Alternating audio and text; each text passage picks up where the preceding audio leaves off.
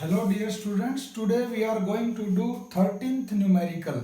We will start it from 13th numerical till now. From the last 2 days we have done up to 12th numerical.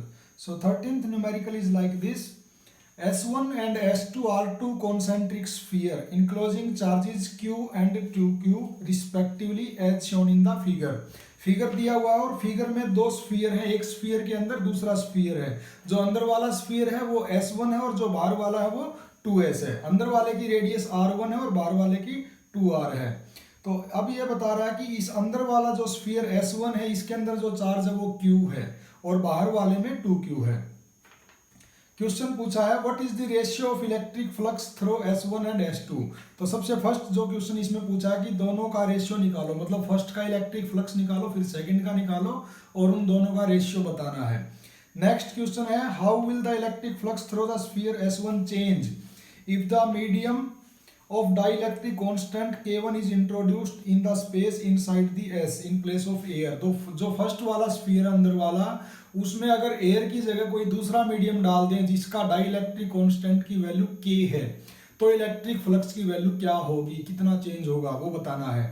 और third question है how will the electric flux through the sphere S1 change if medium of the dielectric constant K is introduced in the space S2। अब क्या किया, question तो same है कि electric flux जो अभी सेकंड क्वेश्चन में फर्स्ट का पूछा है अब भी फर्स्ट का ही पूछ रहा है, लेकिन अब मीडियम चेंज कर दिया बाहर वाले का ना कि अंदर वाले का। तो उस सिचुएशन में इलेक्ट्रिक फ्लक्स की क्या वैल्यू होगी। तो 1/m1 हम सोल्व करते हैं। पहले जो गिवन है वो फिगर बनाता हूं मैं। This is A sphere S1 और इसके ऊपर जो चार्ज है वो है Q1 है या 2Q, हाँ सिर्फ Q, और इसकी जो रेडियस है वो R1 है। इसके बाहर जो स्फीयर है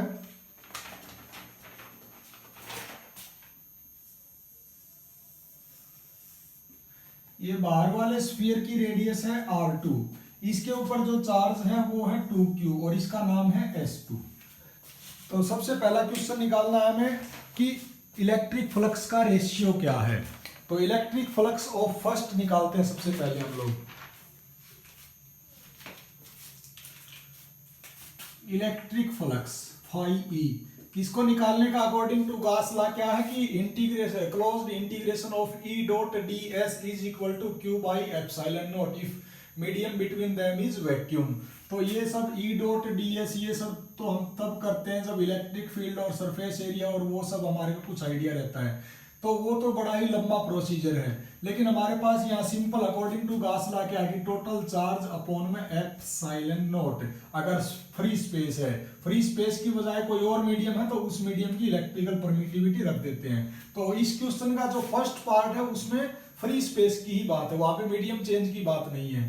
तो electric flux from this sphere 1 कितना हो जाएगा, Q टोटल चार्ज इसके ऊपर Q है डिवाइडेड बाय एप्सिलॉन नॉट। इसी तरीके से electric flux through the sphere second कितना हो जाएगा। अब ये स्फीयर 2 जो है ये तो इसके अंदर जो चार्ज है इसके अंदर तो 2Q चार्ज भी है और इसके अंदर तो Q चार्ज भी है। तो ऐसा मत कर देना कि सिर्फ इसके अंदर जो ये चार्ज है 2Q, क्योंकि इलेक्ट्रिक फ्लक्स मतलब नंबर ऑफ लाइंस जो बाहर आएंगी चार्ज की वो इस 2Q की वजह से भी आएंगी, ऐसे 2Q की वजह से। लेकिन जो ये अंदर वाला Q जो चार्ज है जिसकी वजह से इलेक्ट्रिक फ्लक्स बना अंदर वाले का, तो वो लाइनें ऐसी तो कोई बात नहीं है ना कि वो लाइंस जो इलेक्ट्रिक फील्ड की अंदर से यहाँ के रुक जाएंगी, वो इसकी वजह से जो इलेक्ट्रिक फ्लक्स है वो भी बाहर जाएगा। तो टोटल जो हो जाएगा सम हो जाएगा। तो टोटल इलेक्ट्रिक फ्लक्स कितना हो जाएगा, एक तो ये चार्ज 2Q इसका खुद का प्लस अंदर वाला चार्ज, पूरा चार्ज इस पूरे गॉसियन सरफेस के अंदर जितना टोटल चार्ज है आपने वो लेना है। जब हम स्फीयर 1 की बात कर रहे थे उसके अंदर सिर्फ चार्ज था Q, लेकिन जब आप स्फीयर 2 की बात करोगे तो उसके अंदर तो ये दोनों ही चार्ज हैं, Q भी है और 2Q भी है। इसलिए net charge inside S2 is 2Q plus Q upon epsilon naught. तो 3Q अपॉन एप्सिलॉन नॉट। तो ratio of first and second पूछा है उसने, तो इसको कर देंगे, बड़ा सिंपल है, Q by epsilon not divided by 3Q by epsilon naught. तो ये पूरा कैंसिल होने के बाद सिर्फ 1/3 बचेगा। Answer is 1/3। सेकंड क्वेश्चन इसमें पूछता है, सेकंड पार्ट, कि अगर इसका मीडियम इलेक्ट्रिक एयर की बजाय कोई ऐसा मीडियम डाल दे कि जिसका डाई इलेक्ट्रिक कांस्टेंट जो है के है। तो डाई इलेक्ट्रिक कांस्टेंट की पहले तो आपको डेफिनेशन पता होनी चाहिए। डाई इलेक्ट्रिक कांस्टेंट क्या होता है, इसके अंदर जो भी आप मटेरियल डालोगे उसकी electrical permittivity divided by electrical permittivity of free space, ये होता है डाई इलेक्ट्रिक। तो electrical permittivity of that medium, जो भी मीडियम उसने डाला उसकी कितनी हो जाएगी, के इंटू एप्सिलॉन नॉट। अब क्वेश्चन में ये पूछता है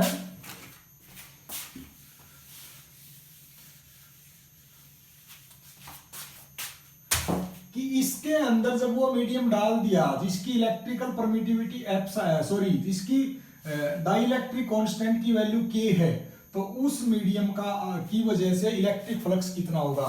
तो इलेक्ट्रिक फ्लक्स निकालने का क्या तरीका है, टोटल चार्ज अपॉन में electrical permittivity. If there is free space then हम लिखते हैं एप्सिलॉन नॉट, लेकिन अब फ्री स्पेस नहीं है, फ्री स्पेस को छोड़ के कोई और मीडियम है तो एप्सिलॉन। अब एप्सिलॉन की क्या वैल्यू आ जाएगी, के इंटू एप्सिलॉन नॉट। तो इतना इलेक्ट्रिक फ्लक्स होगा जब आप एक ऐसा मीडियम डाल दोगे जिसका डाई इलेक्ट्रिक कांस्टेंट की वैल्यू के है। सेकंड क्वेश्चन इसमें है, मतलब थर्ड पार्ट है इसी क्वेश्चन का, ये सेकंड पार्ट हो गया। थर्ड पार्ट ये है कि आपको इलेक्ट्रिक फ्लक्स तो बताना है स्फीयर S1 का ही, लेकिन अब मीडियम जो है वो चेंज कर दिया इस बाहर वाले का। तो देखो बाहर वाले का मीडियम चेंज करने से इस अंदर वाले के इलेक्ट्रिक फ्लक्स पे कोई चेंज नहीं होने वाला, क्योंकि इसका इलेक्ट्रिक फ्लक्स तो इसके चार्ज और इसके मीडियम पे डिपेंड करता है, इसके अलावा किसी चीज पे डिपेंड नहीं करता। तो इसलिए there will be no change या no effect of the surrounding medium on the electric flux of the sphere S1। तो थर्ड का आंसर होगा no change, because there is no effect of the surrounding medium. तो ये question बड़ा ही simple था, solve हो गया। नेक्स्ट क्वेश्चन करते हैं।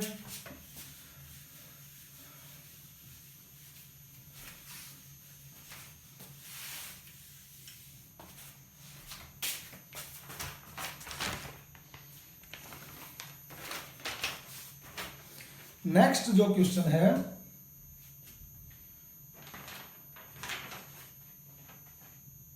Question number 14। Okay, consider a uniform electric field E is equal to 3 into 10 raised to power 3।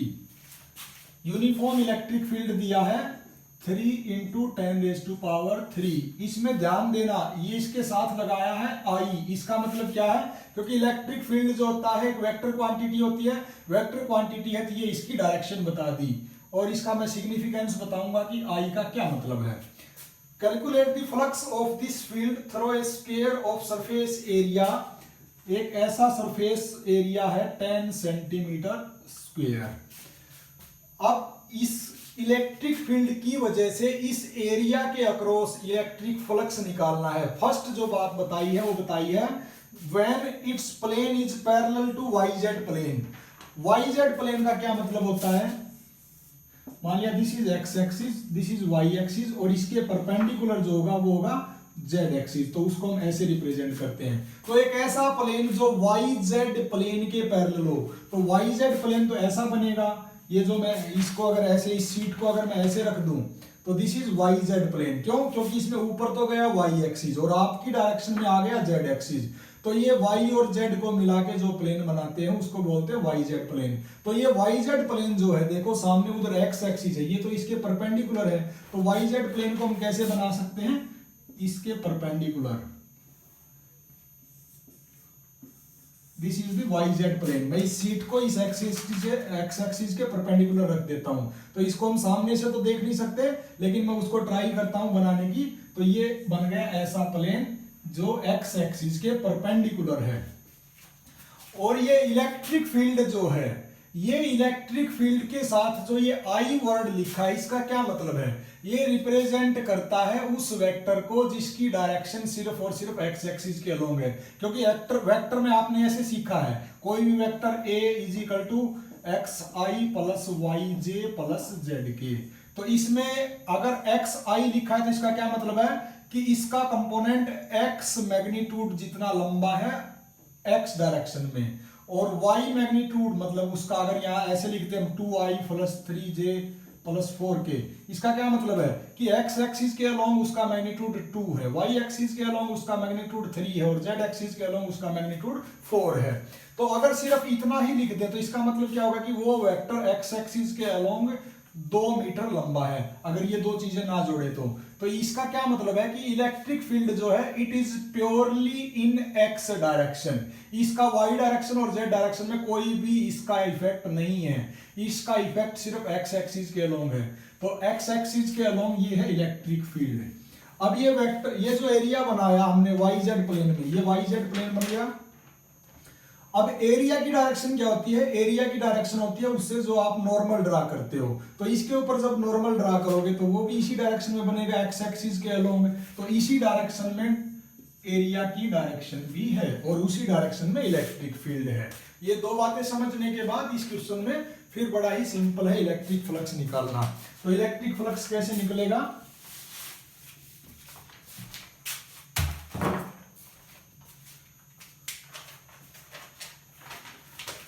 हमें पता है electric flux is equal to E dot D S और पूरा साइक्लिक इंटीग्रेशन। जब आप इसको खोलोगे तो ये आ जाएगा E D S cos theta, और ये थीटा क्या है, ये इलेक्ट्रिक फील्ड और एरिया के बीच में एंगल। तो यहाँ पे इलेक्ट्रिक फील्ड भी उसी डायरेक्शन में है और एरिया की डायरेक्शन भी उसी डायरेक्शन में, तो दोनों के बीच एंगल कितना हो गया यहाँ पे 0 degree.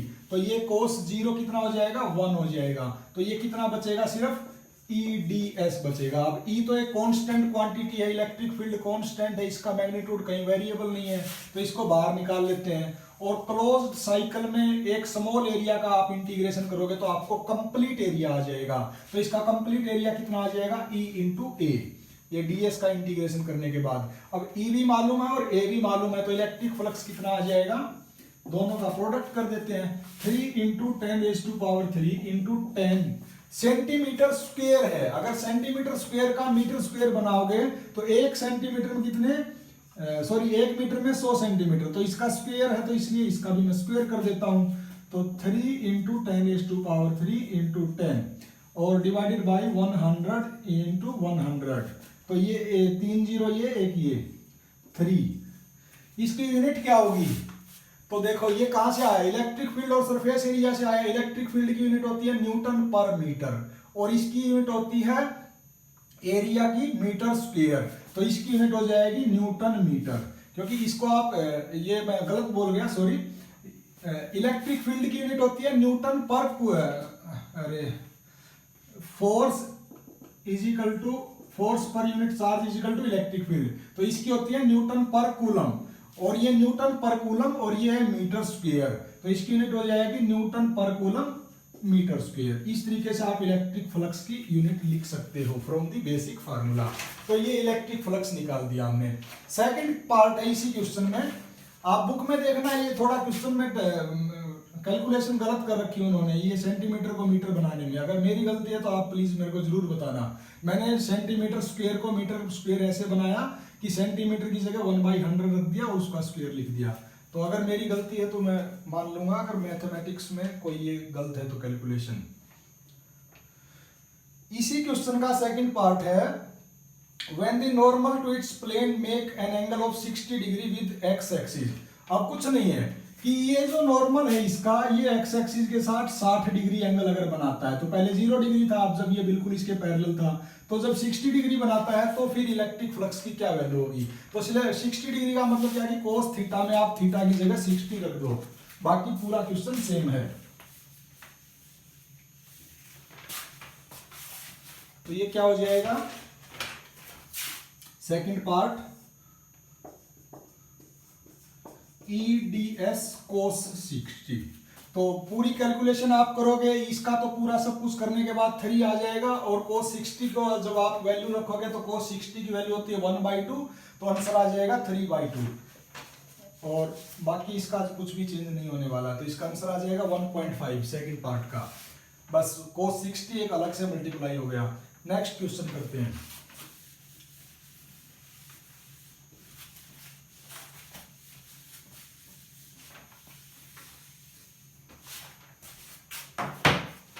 Question number 15. The electric field component due to a charge inside the cube of side 0.1 meter or Ex is equal to alpha x. एक क्यूब दिया हुआ है, उसने खुद ही बता रखा है, क्यूब बना के दिखाया है, और उसके अंदर जो इलेक्ट्रिक फील्ड है वो अब कांस्टेंट नहीं है। पीछे वाले क्वेश्चन में हमने कांस्टेंट के बारे में बात की थी कि वो इलेक्ट्रिक फील्ड की वैल्यू कांस्टेंट थी 3 × 10⁻³ × I मतलब रिप्रेजेंट करता था अलोंग दी एक्स एक्सिस। लेकिन अब ये बोल रहा है कि इलेक्ट्रिक फील्ड जो है वो कांस्टेंट नहीं है। हाँ, इतना इसने बता दिया कि एक्स एक्सिस के अलोंग जो इलेक्ट्रिक फील्ड है वो अल्फा एक्स है, where alpha is a constant, और वाई एक्सिस के अलोंग अब इसने डायरेक्टली बता दिया कि वाई एक्सिस के अलोंग भी इलेक्ट्रिक फील्ड जीरो है और जेड एक्सिस के अलोंग भी इलेक्ट्रिक फील्ड जीरो है। तो पहले मैं फिगर बना के आपको क्या गिवन है वो बताता हूं, फिर इस स्टेटमेंट को आगे पढ़ूंगा। This is a cube, this is X axis,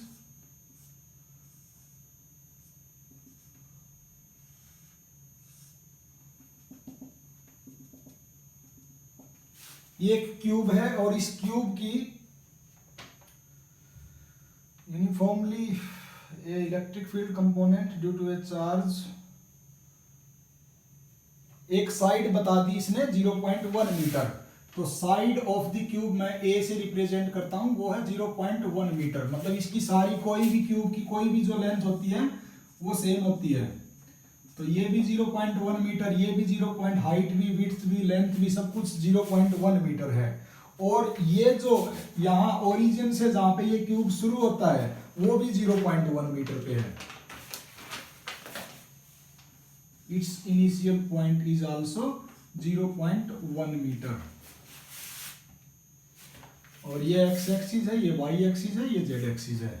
अब बोल रहा है कि एक्स एक्सिस के अलोंग जो इलेक्ट्रिक फील्ड है वो है अल्फा इंटू एक्स। मतलब एक्स की वैल्यू जैसे जैसे चेंज होगी ऐसे ही electric field along the X axis भी चेंज होगा, where alpha is a constant and value of alpha is 500 newton per coulomb metre per metre. ये अल्फा एक कांस्टेंट है, तो इसको मैं तो डायरेक्ट लिख सकता हूं 500 इंटू एक्स। तो electric field along x axis कितना हो गया 500 एक्स, और ये वेरिएबल है, जैसे जैसे इधर से एक्स की वैल्यू बढ़ती जाएगी इलेक्ट्रिक फील्ड भी बढ़ता जाएगा। तो जैसी जरूरत होगी हम वैसे निकाल लेंगे इसको। और ये खुद ही बता रहा है कि वाई एक्सिस और जेड एक्सिस के अलोंग कोई भी इलेक्ट्रिक फील्ड नहीं है, जीरो है उन दोनों की value. Calculate flux through the cube and charge inside the cube. तो फ्लक्स निकालना है और चार्ज निकालना है। तो पहले हम इलेक्ट्रिक फ्लक्स निकालेंगे थ्रू द क्यूब और फिर चार्ज निकालेंगे। अब देखो, जैसे ही आप गॉस थ्योरम को अप्लाई करोगे for calculating the electric flux, इसका सॉल्यूशन, गॉस थ्योरम में क्या होता है, electric flux is equal to E.ds ऐसे होता है। तो इसके 6 सरफेस बन गए, ऊपर ये सबसे नीचे सबसे ऊपर, सबसे आगे सबसे पीछे, राइट एंड लेफ्ट, इस तरीके से 6 सरफेस बन गए इसके। लेकिन आप देखो इलेक्ट्रिक फील्ड तो सिर्फ एक्स एक्सिस के अलोंग है, तो वाई एक्सिस भी इसके परपेंडिकुलर है और जेड एक्सिस भी इसके परपेंडिकुलर है। तो ऊपर नीचे वाला और राइट लेफ्ट वाला ये जो 4 सरफेस है वो तो इस इलेक्ट्रिक फील्ड या एक्स एक्सिस के परपेंडिकुलर हैं। तो वहां पे तो आप 4 की कैलकुलेशन करने की जरूरत है ही नहीं, क्योंकि EDS cos थीटा आ जाएगा, cos 90 रखोगे तो 0 हो जाएगा। इलेक्ट्रिक फ्लक्स जो होगा सिर्फ 2 सरफेसिस पे होगा जो इस एक्स एक्सिस के अलोंग है। मतलब ये जो सरफेस आपको परपेंडिकुलर दिखाई देते हैं उनका नॉर्मल तो एक्स एक्सिस के अलोंग है ना, तो उस सिचुएशन में इलेक्ट्रिक फ्लक्स होगा। तो एक सरफेस तो बन गया ये जो सबसे सामने वाला है इसके, और एक सरफेस ये जो सबसे आउट में है। तो इन 2 सरफेसिस पे हम इलेक्ट्रिक फ्लक्स निकालते हैं। जो इसके सबसे सामने है मैं इसका नाम दे देता हूं 1, और जो सबसे लास्ट में है इसका मैं नाम दे देता हूं 2, बाकी 4 में कैंसिल हो जाएगा। तो electric flux on first surface कितना हो जाएगा, ये E.ds को जब आप खोलोगे EDS cos थीटा। अब देखो इलेक्ट्रिक फील्ड तो उस डायरेक्शन में है और जो ये फर्स्ट सरफेस है इस पे जब नॉर्मल ड्रा करेंगे, वो तो नॉर्मल तो हमेशा आउटवर्ड होता है, तो बिल्कुल अपोजिट होगा अलोंग द एक्स एक्सिस। मतलब एक्स इलेक्ट्रिक फील्ड की डायरेक्शन उधर है और उससे जस्ट अपोजिट इसका नॉर्मल है, तो दोनों के बीच एंगल कितना हो जाएगा, ये तो है इलेक्ट्रिक फील्ड और इसका नॉर्मल जो आएगा इस डायरेक्शन में आएगा, तो दोनों के बीच एंगल है 180 डिग्री। तो यहां पे क्या रखेंगे हम लोग, EDS cos 180, और cos 180 की वैल्यू क्या होती है, -1 होती है, तो ये -1 EDS -1। अब हमारे को यहां कितना इलेक्ट्रिक फील्ड है वो पता करना है, तो इलेक्ट्रिक फील्ड बता दिया इसने कि ये this is a variable quantity, आप x की वैल्यू रख दो इलेक्ट्रिक फील्ड की वैल्यू आ जाएगी। तो यहाँ पे x की वैल्यू कितनी हो जाएगी 0.1, तो यहाँ पे आप रख सकते हो 500 इंटू 0.1, इतना इलेक्ट्रिक फील्ड है इस सरफेस के ऊपर, इंटू ds, इस सरफेस का एरिया कितना होगा, तो 0.1 लेंथ है, 0.1 हाइट है और 0.1 ही विड्थ है, तो इस सरफेस का एरिया हो जाएगा 0.1 इंटू 0.1, और ये जो -1 था ये एज इट इज में लिख देता हूं। तो इसमें कुछ भी कांस्टेंट नहीं है, सॉरी वेरिएबल नहीं है, डायरेक्ट हमने जो सरफेस एरिया है वो इंटीग्रेशन के बाद टोटल सरफेस एरिया निकाल दिया, तो यहाँ पे हम इसको डायरेक्ट ऐसे इक्वल टू लिख सकते हैं। तो इनको जब आप मल्टीप्लाई करोगे तो कितना आ जाएगा माइनस, और ये आ जाएगा सारे के नीचे मतलब 1000, तो ये आ गया आई थिंक 0.5, इतना इलेक्ट्रिक फ्लक्स आ जाएगा इस सरफेस के अलोंग, मतलब इस सरफेस से इतना ओरिजिन की तरफ इलेक्ट्रिक फ्लक्स निकल रहा है, या टुवर्ड्स लेफ्ट बोल सकते हैं। अब निकालते हैं इस सरफेस पे, तो ये माइनस का है, ठीक है हमने निकाल लिया। अब निकालते हैं on the second surface, let me check it is visible, okay fine. Electric flux through second surface, this was for first surface, electric flux through second surface, तो सब कुछ ऐसे ही सेम अप्लाई करेंगे, E.ds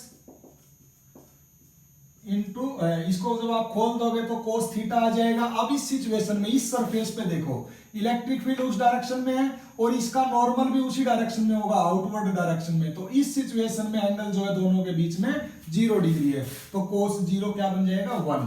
अब E निकालो पहले, तो यहाँ पे इलेक्ट्रिक फील्ड कितना होगा, यहाँ पे आप क्या करोगे 500 गुना में x, तो यहाँ पे x की वैल्यू कितनी हो जाएगी 0.1 प्लस 0.1, क्योंकि यहाँ पे तो x चेंज हो गया ना, 0 पॉइंट तो वहीं यहीं तक था, इसमें ये साइड और ऐड करने के बाद टोटल x कितना हो जाएगा यहाँ पे 0.2, तो 500 इंटू 0.2, और यहाँ का भी एरिया सेम रहेगा 0.1 इंटू 0.1, तो इसका आंसर कितना आ जाएगा प्लस का 1। तो electric flux through second surface आ गया प्लस का 1, और electric flux through the first surface आया था माइनस का 0.5, तो नेट इलेक्ट्रिक फ्लक्स कितना हो जाएगा, नेट या total electric flux through this cube, बाकी 4 का तो 0 था ही, ये 2 ही आए हैं, इन दोनों को हम सम कर देते हैं, तो टोटल कितना हो जाएगा माइनस का 0.5 प्लस का 1, तो नेट हो जाएगा 0.5, सॉरी 0.5, क्योंकि ये प्लस का 1 है, ये माइनस का 0.5 है, this will be the net electric flux. तो इस तरीके से आप कैलकुलेट कर सकते हो। तो इस तरह का इस क्वेश्चन में एक चीज ध्यान रखना, सीबीएसई में 2 तरीके से क्वेश्चन पूछता है, ये क्यूब की बजाय एक सिलेंडर दे दिया, जैसे ये एक मार्कर जो एक सिलिंड्रिकल है, ऐसे सिलिंड्रिकल दे दिया आपको, तो इसको आप कैसे सोल्व कर सकते हो, ये क्वेश्चन पूछा गया है, इसमें कुछ भी नहीं है, सिर्फ और सिर्फ शेप चेंज की गई है।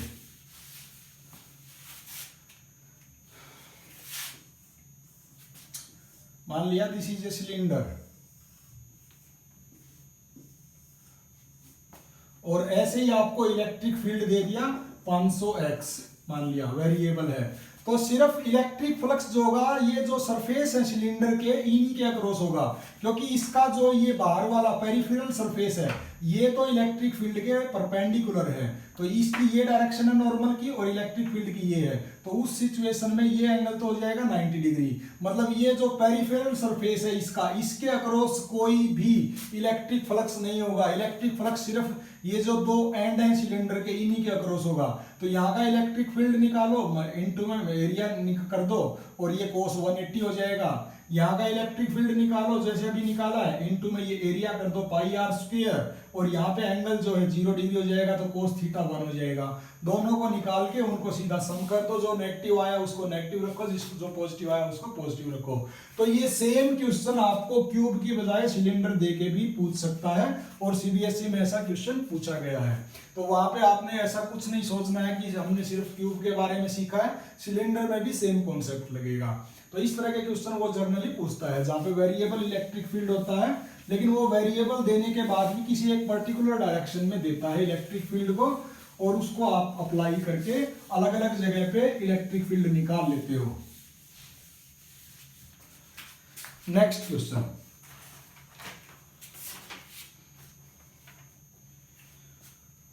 I think it is 16.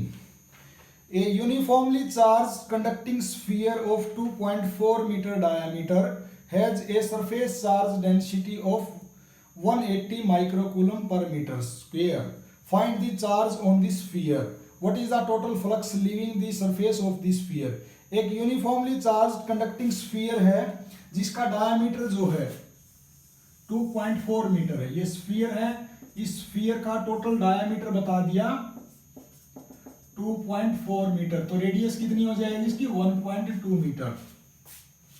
Has a surface charge density, ये सरफेस चार्ज डेंसिटी बता दी 180 माइक्रोकूलम पर मीटर स्क्वायर। तो माइक्रोकूलम का कूलम बनाएंगे तो कितना हो जाएगा 10⁻⁻⁶ कूलम पर metre square. This is surface charge density. Find the charge on the sphere. तो चार्ज निकालना तो बड़ा ही आसान है, इसमें सरफेस चार्ज डेंसिटी क्या होती है, टोटल चार्ज अपॉन में इसका surface area 4 pi r square. तो यहाँ से चार्ज कितना आ जाएगा, Q is equal to sigma into 4 pi r square. तो ये सिग्मा की वैल्यू है 180 इंटू 10⁻⁻⁶ इंटू 4 इंटू पाई की वैल्यू 3.14 इंटू में आर स्क्वायर, मतलब 1.2 का स्क्वायर। तो यहाँ से ये जो वैल्यू आएगी चार्ज की आफ्टर मल्टीप्लीकेशन, तो ये आई है 3.53 into 10⁻⁻³ coulomb. It was very very easy actually. Second part है what is the total flux leaving the surface of the sphere. अब आपके पास चार्ज आ गया तो फ्लक्स भी निकाल सकते हो आप, क्योंकि according to Gauss law flux is equal to total charge upon में epsilon naught if there is no other medium other than vacuum. किसी मीडियम का जिक्र है ही नहीं तो हम क्या मानेंगे कि यहाँ पे वैक्यूम है। टोटल चार्ज आ गया, एप्सिलॉन नॉट की वैल्यू रख दो, तो 3.53 into 10⁻⁻³ divided by epsilon not for vacuum क्या होता है 8.85 इंटू 10⁻⁻12। तो इसको कैलकुलेट करने के बाद जो वैल्यू आएगी 3.9 इंटू 10⁸ इतना इलेक्ट्रिक फ्लक्स आ जाएगा। यूनिट आप रख लेना हर क्वेश्चन में, न्यूटन मीटर स्क्वायर पर कूलम इसकी जो यूनिट है इलेक्ट्रिक फ्लक्स की। It was very very easy question actually.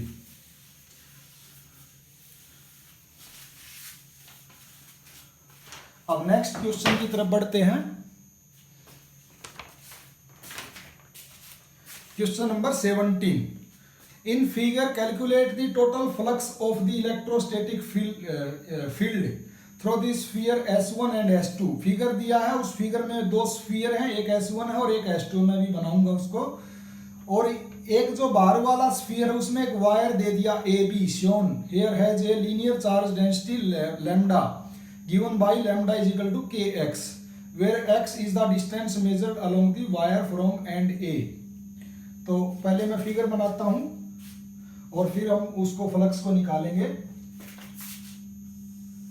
This is sphere S1, इसके ऊपर जो चार्ज है वो है Q और ये S1। एक स्फीयर बाहर है,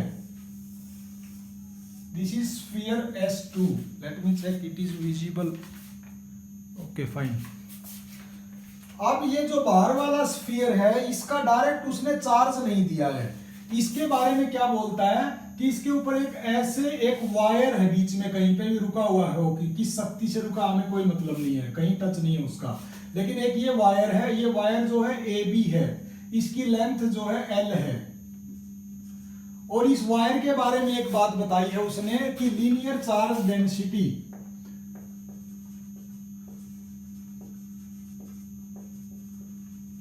ऑफ वायर वो है लैम्डा, ये गिवन है। लैम्डा एक्स, हाँ लैम्डा इज इक्वल टू के इंटू एक्स वेयर के इज ए कॉन्स्टेंट। ये लीनियर चार्ज डेंसिटी गिवन है। अब क्वेश्चन क्या है, calculate total flux of electrostatic field through sphere S1 and S2। ये दोनों स्फीयर का हमें इलेक्ट्रिक फ्लक्स निकालना है। तो ये फर्स्ट का निकालते हैं पहले। फर्स्ट का कैसे निकालेंगे, टोटल चार्ज अपॉन में एप्सिलॉन नॉट। इसी तरीके से सेकंड का कैसे निकालेंगे, टोटल चार्ज इनसाइड S2। तो S2 में क्या क्या होगा, ये भी चार्ज इसके अंदर है और ये A भी BC के अंदर है। तो total charge Q plus this total charge divided by epsilon not. Epsilon not क्यों रखेंगे, क्योंकि किसी दूसरे मीडियम का जिक्र है ही नहीं। तो पहले हम फर्स्ट के बारे में कैलकुलेट करते हैं, electric flux through first one. ये क्या हो जाएगा, टोटल चार्ज Q है divided by epsilon not, very easy. अब सेकंड का इलेक्ट्रिक फ्लक्स निकालते हैं। तो इसको कैसे निकालेंगे, total charge divided by epsilon naught. तो टोटल चार्ज में एक तो पता है कि जितना चार्ज इसके अंदर है वो भी फ्लक्स बनाएगा, उसका फ्लक्स जो ये बाहर आया है वो यहां से बाहर, इससे भी बाहर जाएगा। तो जो फ्लक्स इसका है उसकी वजह से इसका तो है ही है। अब साथ में ये जो चार्ज है ये भी इसका इसके सेकंड स्फीयर के लिए फ्लक्स क्रिएट करेगा। तो इसका हमें पहले टोटल चार्ज निकालना पड़ेगा। हमें एक बात का पता है, लीनियर चार्ज डेंसिटी का क्या मतलब है। पहले मैं उसको निकालूंगा, फिर उस चार्ज को यहां पे रख दूंगा,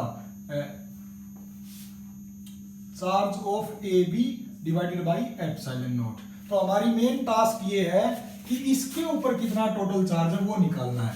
हम क्या करते हैं, इसका एक छोटा सा dx लेंथ मान लेते हैं कहीं पे भी रेंडमली, और उसके ऊपर जो चार्ज है मान लिया dq है। हमें ये जो सरफेस लीनियर चार्ज डेंसिटी होती है ये क्या बताती है, चार्ज अपॉन में लेंथ, ऐसे बताती है ये।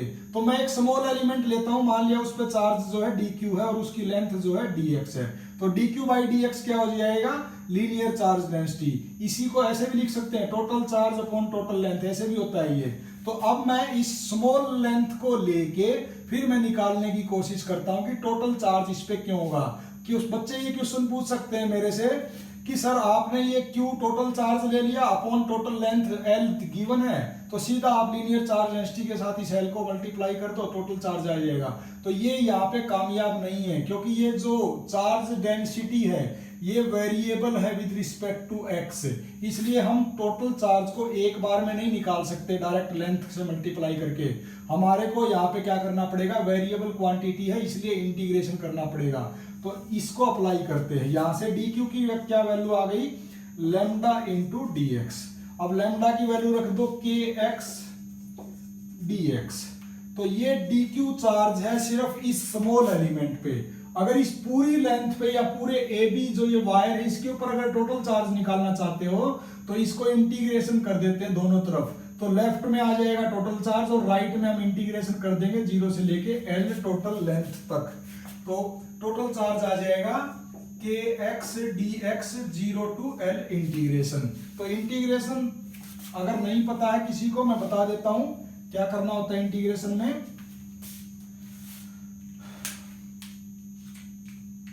जो कांस्टेंट है वो बाहर निकाल लो, तो k तो एक कांस्टेंट है, बाहर आ गया।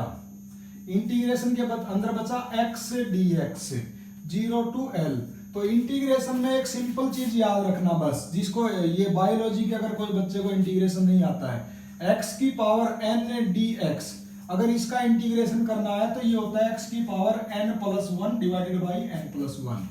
बाकी कोई भी चीज है x को छोड़ के, अगर यहाँ dx लिखा है तो उसको हम कांस्टेंट कंसीडर करते हैं। यहाँ dy होता है तो सिर्फ y को वेरिएबल मानते, y की पावर n का integration with respect to dy क्या होता है, y की power n+1 divided by n+1। ये एक सिंपल फार्मूला है। तो इसमें अगर x की पावर 1 लिखा है तो ये क्या हो जाएगा, x की पावर 1+1 डिवाइडेड बाई 1+1, मतलब x की पावर 2 डिवाइडेड बाई 2। तो ये भी x की पावर 1 ही है, तो ये कितना हो जाएगा, x की पावर 2 डिवाइडेड बाई 2, और इंटीग्रेशन की लिमिट क्या है 0 to L। तो ये क्या आ गया kL²/2। तो ये इतना चार्ज है टोटल इस AB कंपोनेंट के ऊपर, ये जो AB वायर है इसके ऊपर टोटल चार्ज जो है kL²/2 है। अब हम फ्लक्स निकाल सकते हैं। ये फ्लक्स का फॉर्म मैंने बताया था, total charge upon epsilon naught. तो टोटल फ्लक्स कितना हो जाएगा, यहाँ से charge on the first sphere S1 plus charge due to this wire AB जो अभी अभी आया है KL²/2 divided by epsilon naught. तो this is the total flux on the second sphere. और फर्स्ट स्फीयर में तो कुछ था ही नहीं, इट वाज वेरी इजी। तो इस तरीके से आपको एक वेरिएबल कंपोनेंट देके जिसकी जो लीनियर चार्ज डेंसिटी है वो भी कांस्टेंट नहीं है तो भी आपसे क्वेश्चन पूछ सकता है। तो गॉस लॉ लगाना है वो तो एक सिंपल कॉन्सेप्ट है, लेकिन चार्ज वगैरह कैलकुलेशन करने में कहीं पे डेंसिटी दे देगा लीनियर की, कहीं पे सरफेस की, तो वहां पे आपको थोड़ा सा दिमाग लगाना पड़ सकता है। Otherwise there was no any big issue in this question.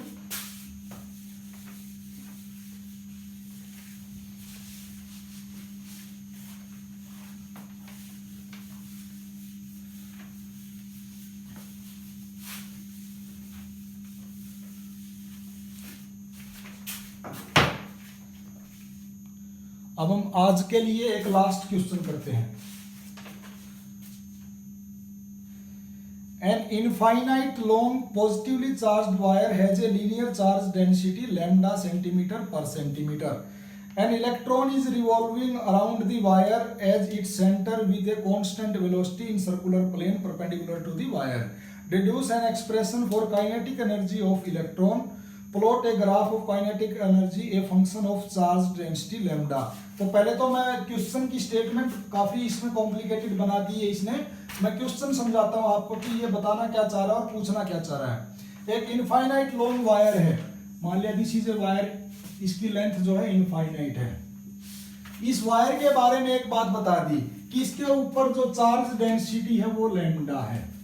अब दूसरी बात क्या है, मान लिया this is a wire infinite long और इसके चारों तरफ इस तरीके से एक इलेक्ट्रॉन घूम रहा है। तो दूसरी बात है कि एक इलेक्ट्रॉन ऐसे घूम रहा है, ऐसे घूमता रहेगा ये।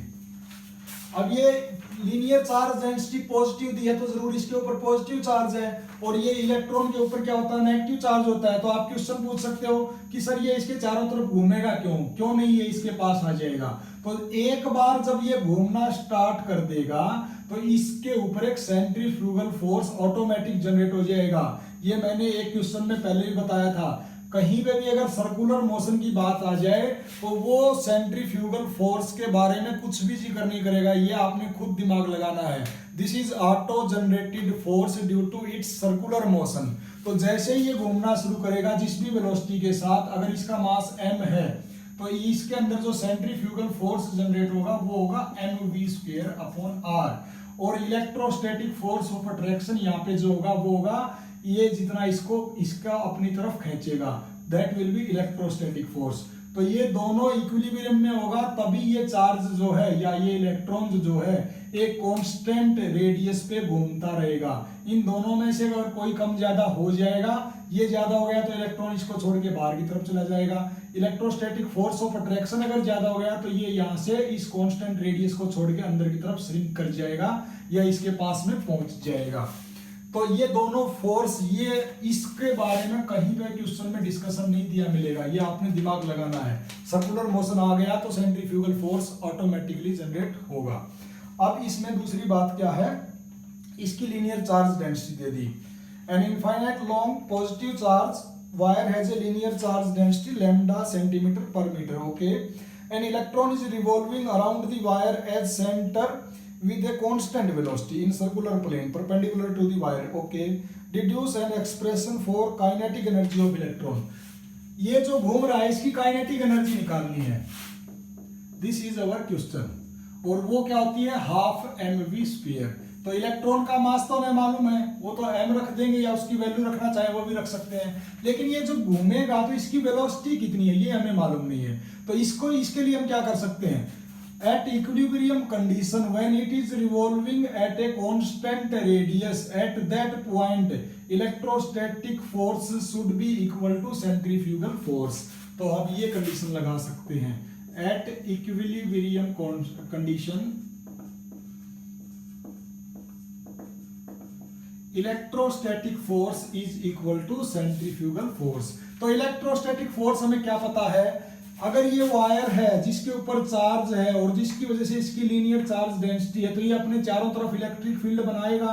मान लिया वो जो इलेक्ट्रिक फील्ड बनाएगा वो इसके ऊपर E बनाएगा इसके चारों तरफ। तो ये इलेक्ट्रिक फील्ड इसके ऊपर कितना फोर्स लगाएगा, इस इलेक्ट्रॉन के ऊपर, इसका चार्ज मल्टीप्लाई इलेक्ट्रिक फील्ड, तो इसके ऊपर जो इलेक्ट्रोस्टैटिक फील्ड बनेगा वो Q इंटू ई बनेगा, और Q क्या है, चार्ज ऑन द इलेक्ट्रॉन, और ये सेंट्रीफ्यूगल फोर्स तो हमें पता है mv² अपॉन r।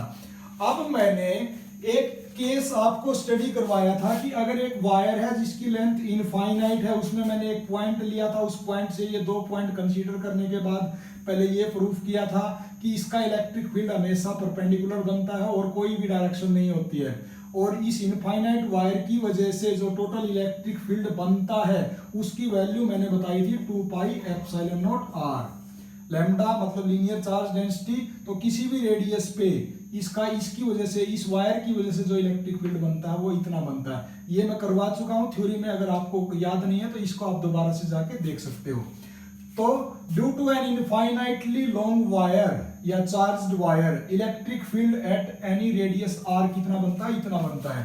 तो इसकी वैल्यू रख देते हैं, Q क्या है, चार्ज ऑन द इलेक्ट्रॉन, इसको मैं रख दिया E, lambda by 2 pi epsilon naught r is equal to mv² upon r। ये r से तो r कैंसिल हो जाएगा, हमें क्या चाहिए, काइनेटिक एनर्जी के लिए v² चाहिए, तो v² चाहिए तो ये बाकी चीज को इधर ले आते हैं, E lambda divided by 2 pi epsilon not m, और उधर बच गया v²। अब काइनेटिक एनर्जी निकालनी है तो कितनी हो जाएगी,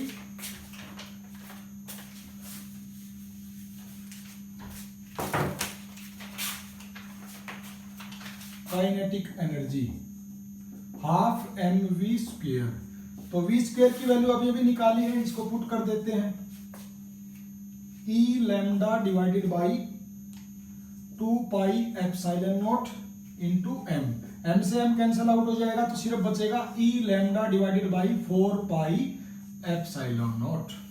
तो ये इतना जो है इसका आंसर मैंने नहीं लिखा था आपकी पीडीएफ में, तो आप इसको नोट कर लेना, this will be net kinetic energy. दूसरा इसमें क्वेश्चन ये पूछा है कि draw a plot between kinetic energy of electron and a function of charge density, मतलब काइनेटिक एनर्जी और चार्ज डेंसिटी के बीच में एक ग्राफ ड्रा करना है। तो यहां से आपको देख के क्या पता चल रहा है कि काइनेटिक एनर्जी जो है वो लीनियरली डिपेंडेंट है चार्ज डेंसिटी पे, जितनी चार्ज डेंसिटी बढ़ेगी उतनी ही काइनेटिक एनर्जी ऑफ इलेक्ट्रॉन भी बढ़ेगी, क्योंकि ये एक दूसरे के लीनियर या डायरेक्टली प्रोपोर्शनल है। तो इसका ग्राफ बनाना हमारे लिए बड़ा ही आसान है, अगर इस एक्सिस पे काइनेटिक एनर्जी है और इस पे लीनियर चार्ज डेंसिटी है, तो इसको अगर ड्रा करना है, जितना लैम्डा बढ़ता है उतना ही काइनेटिक एनर्जी बढ़ती जाती है। मान लिया ये 1 2 3, तो 1 पॉइंट पे काइनेटिक एनर्जी कम थी, सेकंड पे काइनेटिक एनर्जी ज्यादा हो गई, थर्ड पे और ज्यादा हो गई। तो this is showing the directly relationship या directly proportional relationship among the kinetic energy and linear charge density. तो इस तरीके से आपने ग्राफ भी बना के आना है। तो आज के लिए यहीं पे स्टॉप करते हैं, कल हम हमारा जो फर्स्ट यूनिट का 4th चैप्टर है कैपेसिटेंस वाला, उसके कुछ रहने वाले न्यूमेरिकल करेंगे। तो आज हमारे 3 चैप्टर के न्यूमेरिकल खत्म हो जाते हैं, सिर्फ एक पोर्शन बचता है फर्स्ट यूनिट का। तो tomorrow our first unit will be completed by numerical, by theory, everything will be completed. तो थैंक यू वेरी मच।